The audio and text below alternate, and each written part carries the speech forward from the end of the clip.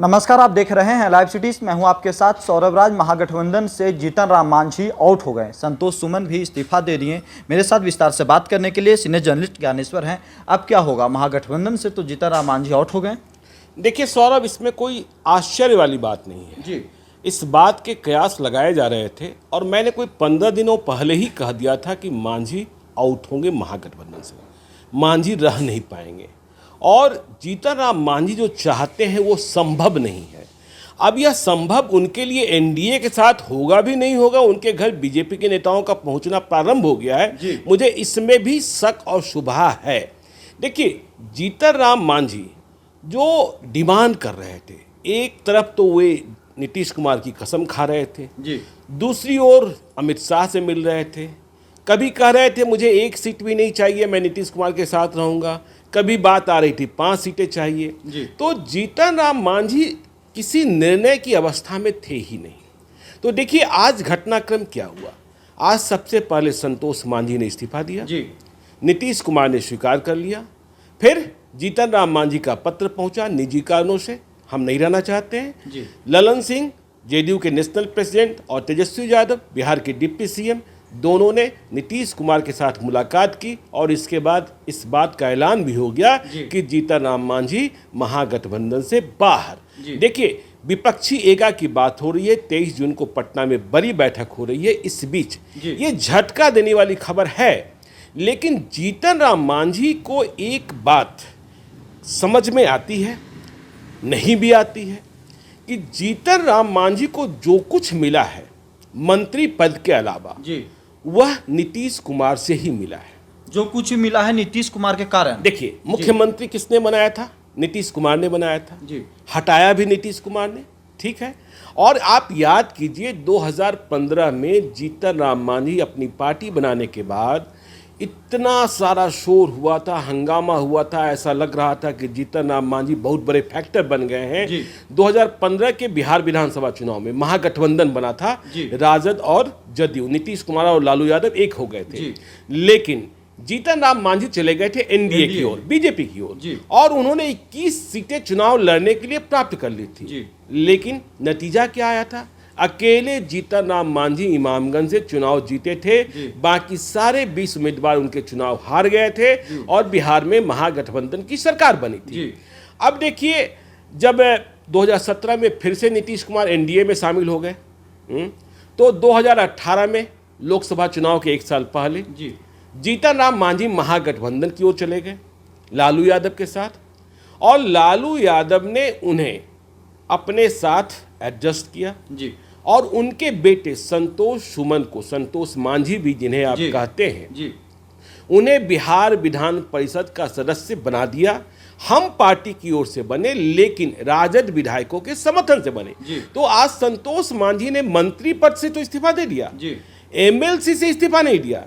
MLC वे अपने विधायकों के बूते नहीं बने थे, जेडीयू के दम नहीं, आरजेडी के दम पर बने थे ना, आरजेडी के दम पर बने थे। तो देखिए, अब 2019 के लोकसभा चुनाव में वे महागठबंधन से उन्हें 3 सीटें मिली। गया में वे स्वयं लड़ रहे थे, औरंगाबाद में उन्होंने लड़ाई लड़ी, उम्मीदवार लड़ाया, और नालंदा में तीनों सीटें हार गए, ठीक है। 2020 में फिर से एनडीए, ठीक है, एनडीए में वे आ गए और नीतीश कुमार ने उन्हें अपने खाते से, देखिए बीजेपी ने कह दिया था कि जीतन राम मांझी का समायोजन नीतीश कुमार की सीटों से होगा, तो नीतीश कुमार ने अपने खाते से सीटें दी और 7 पर उन्होंने चुनाव लड़ा, 4 पर उन्होंने जीत हासिल की और 4 विधायकों में से किसी को मंत्री नहीं बनाएगा। जीतन राम मांझी स्वयं जीते थे, लेकिन वे कैसे मुख्यमंत्री रह चुके थे, कैसे मंत्री बनते। लेकिन हाँ, इसके भी उदाहरण पहले मौजूद रहे हैं कि मुख्यमंत्री बनने वाले लोग भी बाद में मंत्री बने हैं।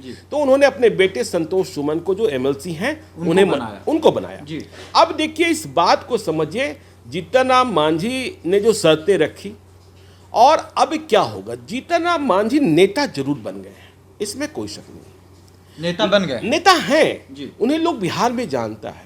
लेकिन जीतन राम मांझी उम्र के किस पड़ाव पर हैं, इस बात को भी आप समझते हैं, और वे अपना उत्तराधिकारी अपने बेटे संतोष सुमन को बनाना चाहते हैं। सभी लोग करते हैं, लेकिन संतोष सुमन बिहार के नेता नहीं हैं, जैसे चिराग पासवान बन चुके हैं, जैसे तेजस्वी यादव बन चुके हैं, नीतीश कुमार ने तो परिवारवाद को बढ़ाया ही नहीं बढ़ाया।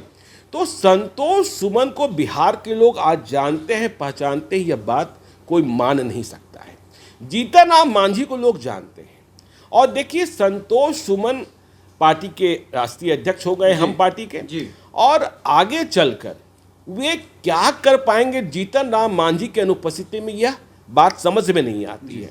देखिए, कर्पूरी ठाकुर बहुत बड़े नेता थे। कर्पूरी ठाकुर के बेटे रामनाथ ठाकुर भी राजनीति में हैं, लेकिन उनकी पहचान सिर्फ और सिर्फ कर्पूरी ठाकुर के बेटे के रूप में है। न कर्पूरी ठाकुर की तरह पहचान है, न कर्पूरी ठाकुर की तरह जनाधार है, न कर्पूरी ठाकुर की तरह लोकप्रियता है, ठीक है ना। तो आपको ऐसे उदाहरण तमाम मिल जाएंगे। देखिए, राम सुंदर दास 1990 में मुख्यमंत्री उन्हें ही बनना था, विश्वनाथ प्रताप सिंह उन्हें ही बनाना चाहते थे, लालू यादव के साथ देवीलाल थे, तो वहाँ विधायकों ने वोट किया और उस लड़ाई में लालू यादव मुख्यमंत्री बने। लेकिन राम सुंदर दास उस जमाने में सबसे बड़े नेता थे। राम सुंदर दास जब गुजर गए, उनके परिवार का क्या हुआ? राम सुंदर दास को बिहार का गांधी, हाजीपुर का आंधी भी कहा गया था, गांधी कहा गया था, और उन्होंने रामविलास पासवान को चुनाव हरा दिया था। तो संतोष मांझी के पास वो जनाधार नहीं है जो जीतन मांझी के पास है। जो जीतन मांझी के पास, और जीतन मांझी भी तब कारगर साबित हुए हैं जब वे नीतीश कुमार के साथ रहे हैं, ठीक है ना। तो नीतीश कुमार के साथ रहकर उन्हीं के 4 विधायक जीते, उन्होंने ही मुख्यमंत्री बनाया था, बेटे को लालू यादव ने बनाया। और अब देखिए, जीतन राम मांझी जैसे और भी कई नेता बिहार में हैं जो कभी इधर कभी उधर। देखिए, नीतीश कुमार पलटू राम कहे जाते हैं, लेकिन क्या सिर्फ नीतीश कुमार ही पलटू राम है? आप यदि उठाकर देख लेंगे, रामविलास पासवान को मौसम वैज्ञानिक कहा गया, किसके साथ नहीं रहे? सम्राट चौधरी कहाँ से आए? संजय जायसवाल क्या आरजेडी के टिकट पर चुनाव नहीं लड़े थे? सीपी ठाकुर की पृष्ठभूमि क्या है? कांग्रेस की हाँ, उपेंद्र कुशवाहा। खैर, ये तो दूसरी बात है। राजनीति में देखिए, कुर्सी और राजनीति में मौका सभी लोग हासिल करना चाहते हैं, और इसका ही परिणाम होता है। तो देखिए, अब जब वे महागठबंधन से बाहर आ गए हैं और बीजेपी के नेता वहां पहुंचना प्रारंभ किए हैं, कितनी सीटें मिल जाएगी? देखिए, नीतीश कुमार चाहते थे कि हम पार्टी का विलय हो जाए, लेकिन हाँ, छोटी छोटी पार्टियों का विलय बड़ी बड़ी पार्टियां, बड़े बड़े गठबंधन करना चाह रहे हैं, इसमें कोई शक नहीं है। क्योंकि 2024 की लड़ाई यदि कठिन होती है और नतीजे कहीं त्रिशंकु होते हैं, तो फिर ये छोटी पार्टियां सिरदर्द हो जाती हैं, जीतेगी किसी और के साथ और चली जाएगी किसी और के साथ। तो अब देखिए, जीतन राम मांझी लोकसभा की 5 सीटें, 4 सीटें, 3 सीटों की बात हो रही थी। जीतन राम मांझी अकेले लड़ना चाहते, गया से कोई परेशानी नहीं होनी थी, लेकिन 5 सीटें कहाँ से? देखिए, जेडीयू, आरजेडी, इन्हें तो कम से कम 16 सीटों पर, 15 सीटों पर लड़ना होगा ना। फिर बाद में कांग्रेस, इसके बाद लेफ्ट, तो इनके लिए अब बीजेपी भी कहां से जगह बनाएगी? बीजेपी में भी कम लोचा नहीं है सौरभ। बीजेपी में आप समझिए, बीजेपी खुद 25 से 30 सीटों पर चुनाव लड़ना चाहती है। उपेंद्र कुशवाहा को लाया गया है, उपेंद्र कुशवाहा ने राष्ट्रीय लोक जनता दल बना लिया है, और आज जिस तरीके से यह घटनाक्रम हुआ है, बीजेपी भी चाहेगी कि छोटी पार्टियां विलय कर, और नहीं तो मुकेश सहनी ने देखा ना क्या हुआ। मुकेश सहनी को सीटें बीजेपी ने जरूर दे दी थी 2020 में, ठीक है ना, लेकिन उम्मीदवार अपने दे दिए थे, इसलिए जब मर्जी हुई बीजेपी ने उनकी पार्टी उनके विधायक दल का विलय करा लिया, ठीक है ना। पार्टी का विलय नहीं कराया, उनके विधायकों का विलय करा लिया, और मुकेश सहनी अकेले रह गए। तो इस बात को समझना होगा। अब जीतन राम मांझी चाहते हैं कि हम गया भी लड़ लें, जीतन राम मांझी चाहते हैं हम जहानाबाद भी लड़ लें, जीतन राम मांझी चाहते हैं हम हमारे यहाँ से राज्यपाल भी कोई हो जाए, राज्यसभा की बात भी। अब तो देखिए, सवाल पैदा ये होगा कि 2024 में लोकसभा चुनाव जब चरम पर होगा, संतोष सुमन का बिहार विधान परिषद का कार्यकाल भी खत्म हो रहा है, क्या उन्हें बीजेपी भेजेगी, या संतोष सुमन बीजेपी मतलब एनडीए गठबंधन के गया के उम्मीदवार होंगे? देखिए, जब जहानाबाद की हम बात करते हैं, तो जहानाबाद में बीजेपी को भी उम्मीदवार का दिक्कत है कि बीजेपी वहां, देखिए, बीजेपी कभी लड़ी नहीं है, बीजेपी किसे लड़ाए, यह संकट है। तो उम्मीदवार सहित कहीं कोई सीट, लेकिन जीतन राम मांझी वहाँ से निकलकर कितने पर मानेंगे, क्या होगा, यह देखने की बात होगी।